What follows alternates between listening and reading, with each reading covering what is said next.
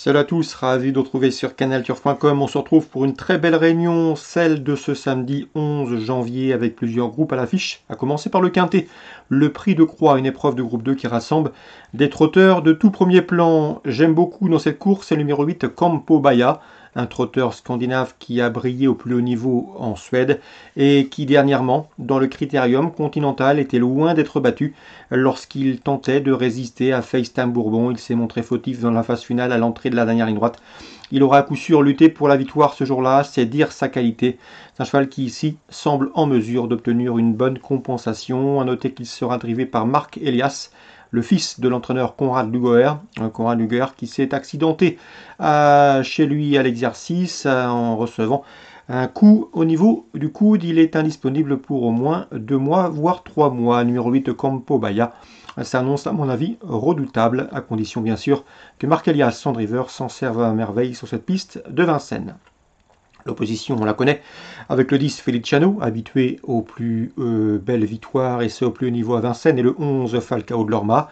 Falcao de Lorma avait remporté le Critérium des 4 ans au mois de mai, et c'est un cheval de tout premier plan. Dans le Critérium continental, il n'a pas fait sa course, il a en effet déclaré une sème ce jour-là.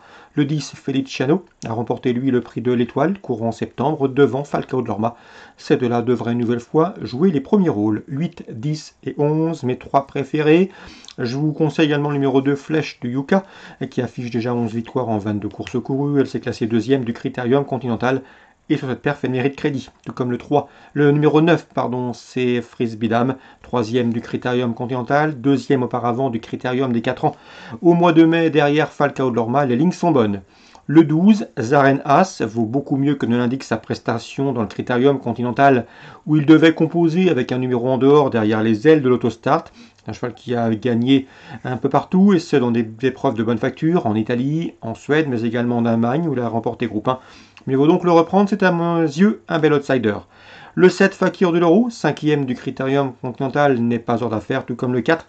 Freija Dupont, elle est plus recommandable lorsqu'elle n'affronte que ses contemporaines, que les femelles, mais sa deuxième place, derrière Flèche de Yuka, dans un groupe 2, au mois de décembre, lui confère ici une chance. Elle sera pieds nus, elle briguera une bonne allocation. Résumé chiffré pour ce quintet du samedi 11 janvier, prix de Croix, 8, 10, 11, 2, 9, 12, 7 et 4. Quand ne partant, j'hésiterai numéro 5, Fighter Smart. Suite du programme, la première, attention au 110 Ganaflini. D'ailleurs, je pense que l'écurie Torel est bien armée au cours de cette journée. Le 110 Ganaflini, c'est bien, à mon avis.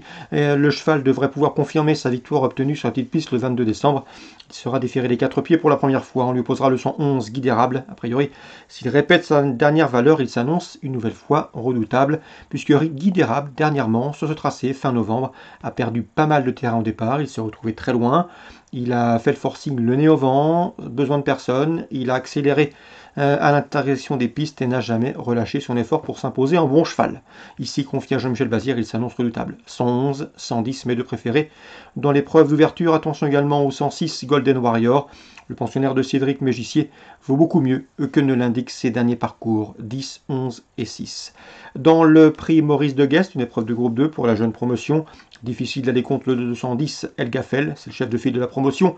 5 victoires en 6 courses courues, mais également une place de deuxième. Lauréat du prix Emmanuel Margotti, lauréat également auparavant du prix Eurasil, c'est un annonce redoutable. L'opposition, le 9, Olzar Vedake, hôte protégé de Philippe Allaire, deuxième du prix Eurasil au mois de novembre. Le numéro 8, Evans Pride, qui s'essaye à ce niveau, lui qui reste sur 2 succès, il compte d'ailleurs 3 victoires en 5 courses courues. Il sera intéressant à juger à ce niveau, mais je lui préférais le 7, Broken One. Le cheval est très estimé par Luc Rollens, il a fait fort dernièrement dans le prix Emmanuel Margotti, ce qui lui a coûté un meilleur classement. Il faut le reprendre à mon avis, il a les moyens d'inquiéter El Gaffel. Le 10 El Gaffel, le 7 Broken One, le 9 Olzart Vedake et le 8 Evans Pride, mes 4 préférés, choix préférentiels.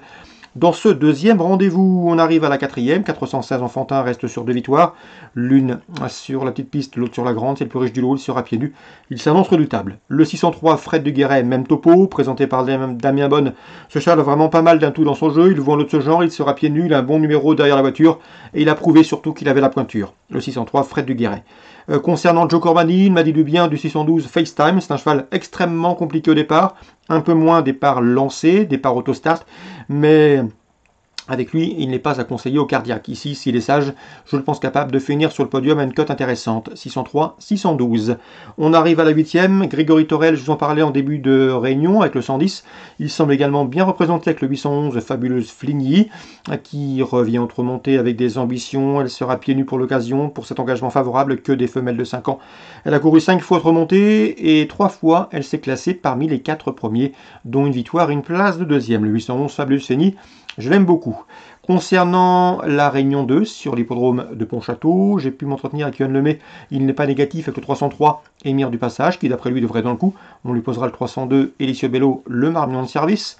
Sylvain Dupont, très confiant avec le 506 Duc de Mortry. Je mettrai ses interviews sur Canal Turf, notamment celle de Sylvain Dupont. Sachez que Duc de la Mortrie est au mieux, le cheval vient de terminer bon deuxième à Cordemais, il est resté bien, il est pieds nus, c'est un objectif, il devrait à mon avis jouer la victoire. Concernant son autre représentant, le 503, Sire de Courtison, le cheval est vieillissant certes, mais il garde de beaux restes, et malgré l'âge, il est toujours vaillant, toujours motivé, toujours volontaire, et à mon avis dans ce lot, et au dire de son mentor, il ne faudrait pas être surpris de lui voir prendre une place à Bellecote. 506 pour la victoire, 503 pour une place dans le multi, une cote intéressante. Dans la 7e, attention, 713, c'est Gold Trotter Wind, qui à mon avis est en retard de gain, 2 victoires pour lui en 3 courses courues, une victoire à gauche, une victoire à droite, et également une disqualification à Bordeaux. Ce jour-là, il n'aurait pas été loin de la vérité sans sa faute. 713, Gold Trotter Wind, pardon. Concernant Yohan Lemay, il présente le 705 Grillon d'Ostal. C'est un cheval qu'il aime bien. Un cheval qui, d'après lui, pourrait prendre une place. Attention à lui, donc c'est pour les amateurs d'outsiders. Au premier échelon, il peut conserver un accessite. Pontchâteau, Réunion 2, 302, 303, 506, c'est très bien. 503 pour une place, 713 et 705. Deauville, Réunion 3. Dans la première, le 101 San Salvador mérite crédit. Deuxième sur le tracé proposé lors de son avant-dernière sortie. Il a gagné depuis à Chantilly PSF. Ce jour-là, il devançait le 3 Delchir ou encore le numéro 5 Time Shanakil. Delchir et Time Shanakil, je n'ai pas leur numéro, mais il s'est classé respectivement 3e et 5e ce jour-là. C'était le 23 décembre sur la PSF de Chantilly. Il devrait pouvoir confirmer. Donc le 101 San Salvador, ma préférence. Dans la 5e, attention, 505 You Down Hound Me, qui à mon avis devrait pouvoir bien faire. Elle nous arrive d'outre-Manche, c'est une pouliche de 3 ans entraînée par Joseph Stewart, qui a des références sur le stable et qui se présente ici au départ de sa première course à réclamer. À mon avis, elle a le potentiel pour y briller et s'y imposer d'entrée de jeu. Donc je vous conseille à Deauville Réunion 3, le 101 San Salvador et le 505 You Don't Own Me.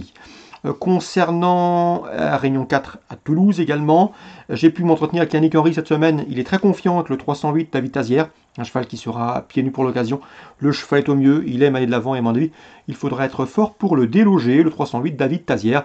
D'autant que Dwimelong, qui court dans cette épreuve avec lequel il a l'habitude de se mesurer, restera ferré. Dwimelong qui aura un engagement préférentiel dans quelques semaines, en tout cas dans une dizaine de jours.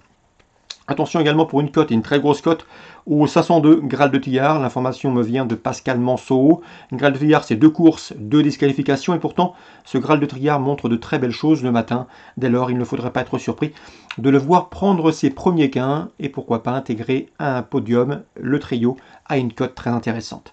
Donc pour un Toulouse Réunion 4, on fera confiance au 308 David Tazière, a priori un solide favori. Et attention également pour une cote au 502 Graal de Tillard, écurie Pascal Manceau. Voilà pour les nombreuses infos de ce samedi 11 janvier. Rendez-vous demain pour un nouveau programme.